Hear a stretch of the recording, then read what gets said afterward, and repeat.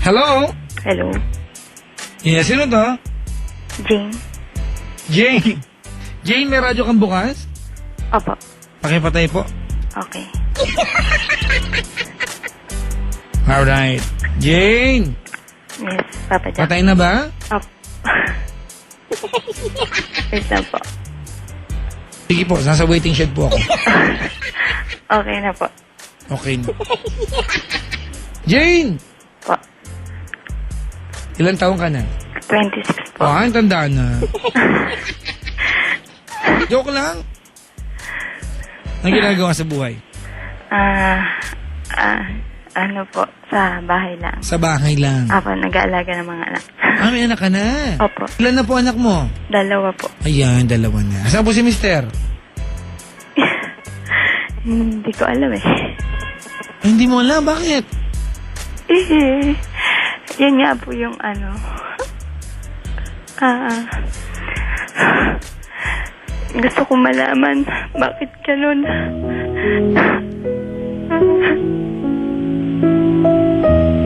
Kailan mo pa hindi alam kung nasaan si mister? Hindi po kasi may komunikasyon po kami. Ano po, kasi hindi ko maintindihan bakit ganito yung pupunta lang po siya dito pagka gusto niyang pumunta dito sa bahay.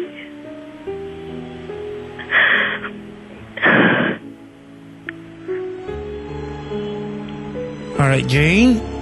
Po. Okay. Alam ko malungkot ka pero kailangan maintindihan mo yung buong kwento, ha? Opo. Alright. Kayo ni mister nagsasama sa isang bahay? Tama? Ano? O nagsama kayo dati sa isang bahay? Hindi po. Never kayo nagsama sa isang bahay? Opo. Pero po yung tinitiran ko na to, sa kanya po to, binili niya po para sa amin ng mga bata. Alright. Okay, ma'am, hindi ko maintindihan kung paano naging mister mo ito, kung uuwian ka lang niya, kung kailan niya gusto. Matanong ko lang po, ma'am, ikaw ba ay mistress? Hindi po. Hindi po, pero, di ba, by the looks of it, parang kabit na nangyayari sa'yo. Opo, parang nga po yun na nararamdaman ko. Pero alam ko po, wala po. Hindi po ako mistress. Okay, ano pong trabaho ni mister?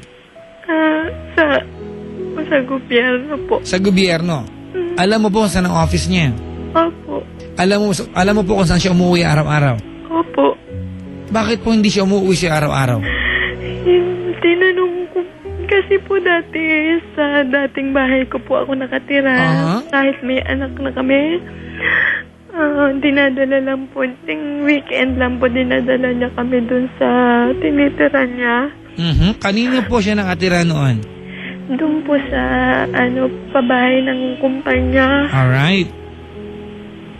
Sabi ko po sa kanya, magsama-sama na kami para doon sa, yung unang anak pa lang po namin. Sabi ko kasi kawawa naman yung bata, tsaka pinagchichismisan ako. Na baka kabis lang ako. Sabi ko, alang-alang na lang doon sa bata. Sabi niya, bakit napapansinin ko yun? Hindi daw po ako pwedeng tumira tsaka anak ko doon sa bahay niya kasi sa kumpanya po yun. Okay, kung yun po ang policy ng kumpanya, walang problema doon. Pero bakit hindi po siya pwedeng umuwi sa'yo? At diyan tumira? Ayaw niya po doon sa, kasi po yung bahay ko, dati, dalaga pa po ako, yung maliit yun. Ikaw ba naniniwala ka mahal ka ng asawa mo? Hindi ko alam. Kung asawa man tong siraulong ito. Tapos ayun nga po, kakukulit ko sa kanya. Bumili po siya ng bahay. Tapos dito po niya kami pinatira. Alright. Matanong ko lang po, kailan kayo nagkakilala ni mister? O tong lalaking ito? Matagal na po. Kailan po? Anong taon? 18 years old pa po ako Na magkakilala kayo? Alright. Tapos ano po ang umpisa ng relasyon? Naging mag-asintahan muna kayo? Gaano katagal bago kayo nagkaroon ng anak? 2008 po. Sa madaling sabi po, nabuntis ka niya. Opo. Tapos, Hindi ka na niya kinasama kahit kailan. Hindi po. Hanggang naging dalawa yung anak niyo. Oo, opo. Bakit nga po ulit ayaw niya magsama kayo sa bahay na yan? Tinatanong ko po siya kasi po sabi ko po sa kanya, bakit pumili ka pa ng bahay? Hindi rin naman pala tayo magsasama-sama. Ganon din naman nung nakatira kami dati sa dating bahay ko. Sabi niya, hindi pa raw po siya handa at saka naiingayan daw po siya dito sa bahay. Ano po trabaho na mister niyo, ma'am? Pwede po magsasabihin. Huwag ka matakot, sira ulo yan.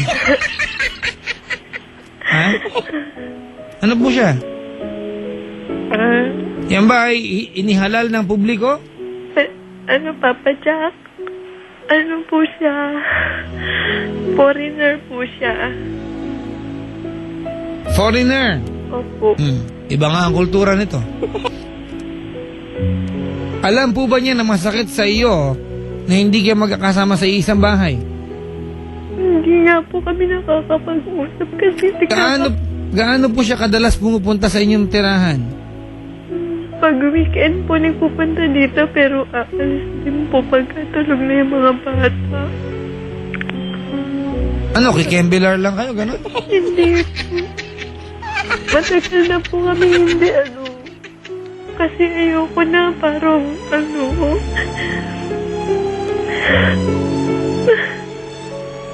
Mahal ba niya mga anak niya? Opo, nararamdaman ko lang po mahal niya yung mga anak niya. Ibig sabihin po, siya ay diplomat sa Pilipinas. Opo. Okay, malinaw ha? Sila yung mga tipo na mga taong pag nag-drive sa kalsada kulay asul ang plaka. Tama po, di ba? Hindi naman po. Di ba? Diplomat eh. Di ba diplomat? Diplomat yun, di ba? Ano pong gusto niyong tanong, Ma'am Jane? Kasi po, gusto ko pong malaman bakit, ano ba ako sa, hindi ko kasi may malaman kung nasan yung lugar ko sa buhay niya. Kung saan ba kami pupunta, kung ganito na lang ba kami, ano man dapat kong gawin. 8 years na kayong ganyan. Tama po, ano?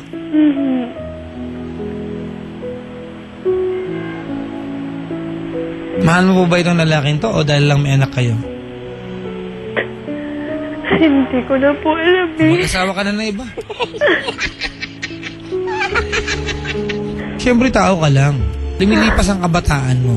Dumadami ang kamot sa katawan. Sorry po ha. I am Wala po kaming kamot. walang kamot. Napakaganda niyo po. Pasyan naman po ng picture niya sa Facebook. Facebook na si Lunching.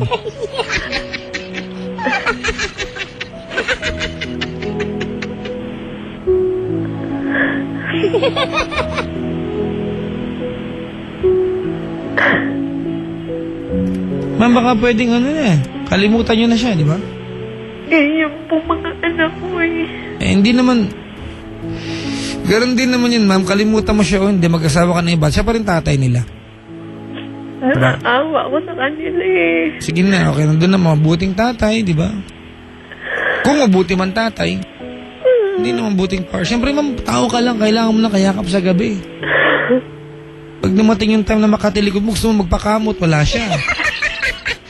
These are the mga kaibigan, di ba? Seryoso po ako, these are the normal things na ginagawa ng partner natin.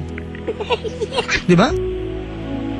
Asan siya pag kailangan mo, pag nagluto ka ng masarap na pagkain, asan siya para pag ipagluto mo? Hindi naman siya nasasarapan sa luto ko. Kasi po hindi niya nakasanayang kainin. Di ba?